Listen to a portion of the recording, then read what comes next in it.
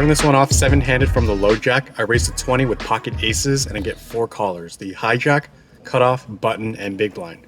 Multi-way to a flop of jack 10-6 rainbow. Checks to me, I c-bet 50. 2 of the 4 players drop out as cutoff and button call. Turn comes a 4 of diamonds, so perfect blank. I bet 200. Cutoff goes well into the tank and folds his hand, and button releases as well, so nice to take this first hand down.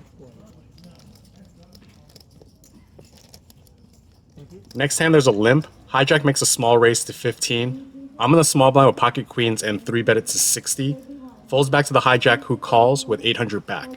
Heads up to a flop of queen 5-4, 2 diamonds and a spade. A slow play with top set is certainly reasonable, but I choose a c-bet range for half pot, $60, and it looks to be a mistake as he doesn't think too long and folds. So no additional value, but can't complain about flopping, trip queens.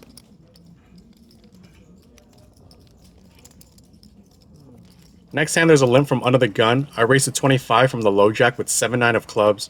This is a bit loose and I get calls from the blinds and the limper.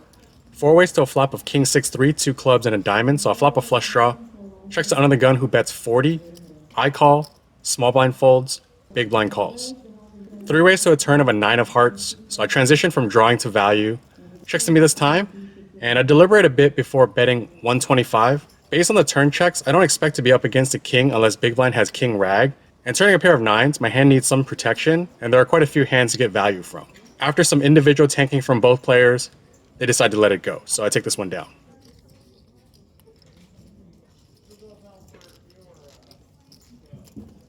Next hand, straddle pot, cutoff raises to 30. I defend from the big blind with king 9 of spades, and we go heads up to a flop of queen 7-4, a couple of spades, and a diamond. Flop the second nut flush draw, I check, and he bets a larger sizing of 50 with around 700 back.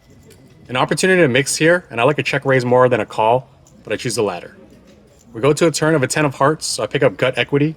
I check, he checks back, which means he probably doesn't have a queen, but has weaker showdown, or a draw like 5-6, or spades as well. We go to a river of a 3 of clubs, which completes 5-6. I decide not to bluff this one. He checks back, and he wins with 6-7 off. Shortly after, I pick up ace-king off from the hijack and raise to 20, button, and the blinds call. Flop comes 4-4-3, checks to me, I bet 25, and only one sticky opponent in the big blind calls. Turn comes a 9 of diamonds, and now he leads into me for 65. Quite a few draws that I'm still ahead of, so I make the call. River comes an 8 of spades. Big blind continues the aggression for 90. More or less the same decision as the turn. The 8 shouldn't change too much. I decide to bluff catch again. Unfortunately, I get shown 8-3 of clubs. Looking back, raising the turn could have been a viable play since I can press range, which likely would have worked out in this spot to get him off the 3. Straddle pot in this next one, cut off limps. I'm in the big blind with queen 10 off and look to steal it by raising it to 50. That doesn't happen as the straddler and the limper call. 3 ways to a flop of king 7-4, 2 hearts and a club, so don't flop anything, but hoping a c-bet will take it down and make it 50. Straddler folds and cutoff puts in a raise to 160. Can't continue.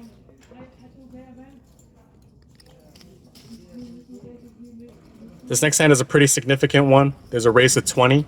I call from the small blind with pocket 5s, and we're going 5 ways to a flop of 8-8-5. So I flop gin, checks to the hijack who bets 50, I call, and big blind calls. Turn comes a 6 of diamonds, checks once more to the hijack who bets 200. After thinking it through, I raise it to 600. Big blind folds, and hijack calls with 400 back. River comes an ace of hearts, so not the best card, but I go with it. I jam, he calls, and he tables ace-8 offsuit for the bigger boat on the river. The rough run continues.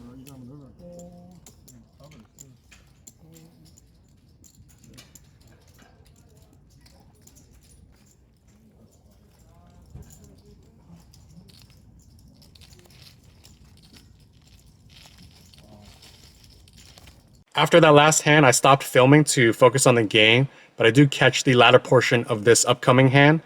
The player that stacked me had been playing a lot of hands. He limps from the low jack, and I'm in the cutoff with pocket 10s and raise to 30. Big blind and limper call. We go to a flop of queen 10 deuce, so I flop middle set, checks to me, I c-bet 60, and only the splashy low jack calls. Turn comes a deuce of diamonds. Great card as it pretty much locks up the hand. He checks, I bet 150, and he puts in the check raise to 700. I'm playing about 1100 total. If I had more, I'd entertain just flatting, but with a few hundred on top of the 7, I just go all in as he should have a deuce and isn't going to fold. I jam, he calls, I table before the river, which is a 9 of clubs, and I scoop a big redemption pot. Thank you to the poker gods for showing me some pity.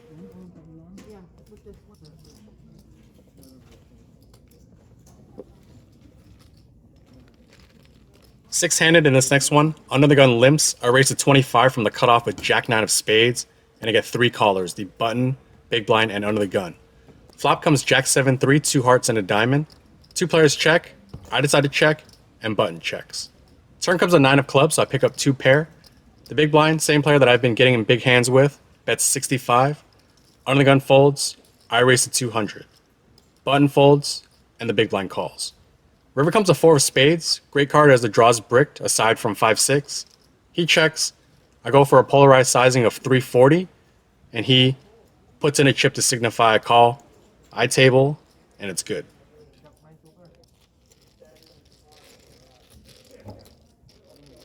Last notable hand that I was able to capture, 5-handed, I raise a 20 from the hijack with pocket 5s, both blinds defend. We go 3 ways to a flop of 10-6-3, 2 diamonds and a spade. Action checks through. Turn comes a 3 of spades, pairing the board and putting up another flush draw. Small blind, who's the player I've been battling with, bets 25. Big blind folds, and a decent hand of bluff catch, so I call. River comes a 10 of hearts. This time he jams for 280. This hand doesn't make a whole lot of sense, and I go into the tank for a good while, and ultimately settle on a call. He doesn't have a 3 or a 10. Instead, he's got pocket 10s for quads. Read that one wrong, and just like the other hand, pocket 5 is no good against this player.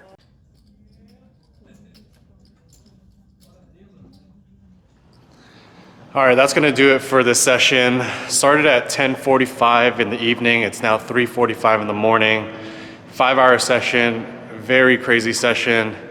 Got in the game for $2,300, was down $1,200 at my worst point, and ultimately cashed out $2,865. So book a win of $565, and this one feels pretty good.